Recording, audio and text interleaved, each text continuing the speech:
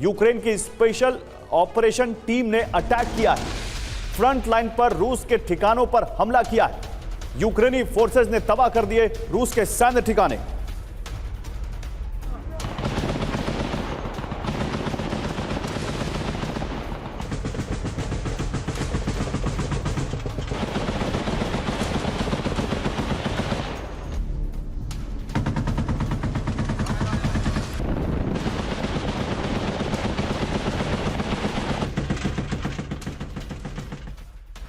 इस बीच एक और बड़ी खबर आ रही है युद्ध के मैदान से, वो ये कि डोनबास में यूक्रेन की सेना का ऑपरेशन जारी है। रूसी सेना और यूक्रेनी जवानों में आमने सामने की फायरिंग यहां पर डोनबास में हो रही है।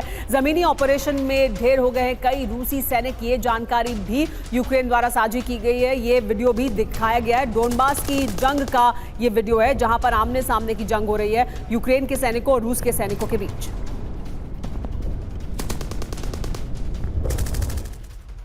और यूक्रेनी अनमैन्ड ग्राउंड रोबोट ने कहर बरपाया है जंग के मैदान में। रूस के सैन्य ठिकानों पर ताबड़तोड़ फायरिंग की है इस रोबोट ने। हमले में रूस की सेना को भारी नुकसान पहुंचा है। देखिए, ये कोई इंसान नहीं बल्कि एक रोबोट है जो यूक्रेन की तरफ से रूस की सेना पर गोलियां बरसा रहा है।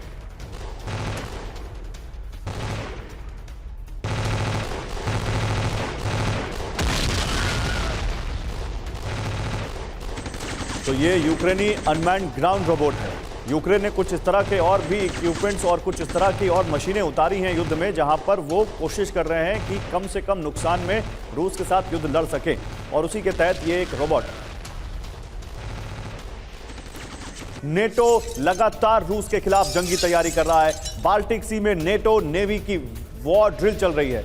रूसी बॉर्डर के पास फिनलैंड में नेटो का युद्धाभ्यास चल रहा है। वॉर ड्रिल में नेटो के 10 से अधिक देश हिस्सा ले रहे हैं। तो नेटो के अगर 10 देश और वो भी नेवी अगर वहां पर वॉर ड्रिल कर रहे हैं तो जाहिर सी बात है कि कुछ बड़ा प्लान है या कुछ आगे कर सकते हैं या कुछ है जो पक रहा है। और रूस इस बात को बखूबी समझता है और इसीलिए रूस ने भी यहां पर कुछ प्रिवेंटिव मेजर्स लिए हैं। हालांकि इस नौसैनिक युद्धाभ्यास का नाम दिया गया है नॉर्दर्न X-25।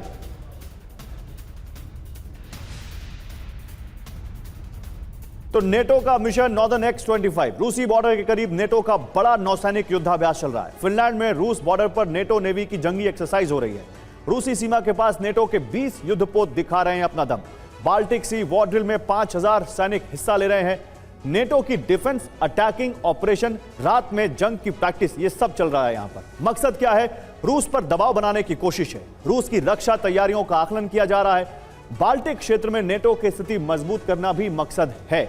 ड्रिल में क्या हो रहा है? ड्रिल में न्यूक्लियर ड्रिल की जा रही है, नेवल ऑपरेशन चल रहे हैं, एंटी मिसाइल ऑपरेशन भी चल रहे हैं। अब आइए आपको टेबल पर दिखाएंगे कि युद्धाभ्यास में कौन कौन से देश वहां पर हिस्सा ले रहे हैं। लेकिन हमारे साथ कुछ एक्सपर्ट्स भी हैं, उनसे भी बात करेंगे। निनाद सेठ, क्या लगता है आपको, ये एक प्रिवेंटिव मेजर है, ये केवल एक डेटरेंस है, या आपको लगता है कि नहीं कुछ है, पक रहा है नेटो में रूस के खिलाफ? ये वॉर ड्रिल, ये जो नेवी की वॉर ड्रिल है, क्यों हो रही है? कोई भी वॉर ड्रिल जब होती है तो उसमें मिक्स मैसेजेस होते हैं। आप ये फिनलैंड के आसपास चल रही है, इसको बता सकते हैं यहाँ से। देखिए, किसी भी वॉर ड्रिल में, अब आप इस मैप को जरा गौर से देखिए, किसी भी वॉर ड्रिल में एक मिक्स मैसेज होता है, offense as well as defense. रूस को एक मैसेज दे रही है यूरोपियन यूनियन कि अगर अमेरिका हटता भी है तो हम तैयार है, पर एक उनको दिक्कत है और दिक्कत बिल्कुल उनके दरवाजे यहाँ पे है, उनके दरवाजे पर हो रही है। जी यहाँ हो रही है, पर रूस EU को एक दिक्कत, यूरोप को एक दिक्कत यहाँ पे है। बेलारूस में रशिया के 15 न्यूक्लियर वेपन तैनात हैं। ज्यादा अगर उछल कूद होगी तो उसका खतरनाक अंजाम हो सकता है। और जैसे मैंने कहा कि ये पूरा इलाका, यूरोप का पूरा इलाका यहां से चलता है। बाप यहां बैठा है, नेटो का 70% पैसा यहां से आता है। और दिखा दीजिए फिर से, दिखाइए कहां? यहां अमेरिका में, ये नेटो का बाप है। 70% उनका बजट यहां से आता है। किसका? नेटो का 70%, 30-40 चलता है, 70।